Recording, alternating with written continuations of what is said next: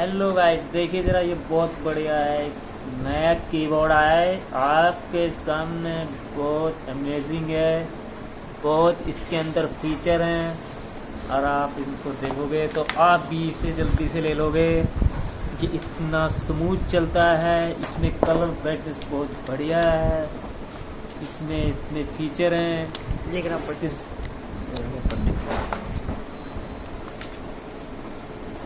कितना स्मूथिंग है। प्ले करके दिखाएंगे इसको एक फ़ोन के साथ। ये देखिए, हमने इसमें लगा दी है USB और कलर लाइट चल चुकी हैं।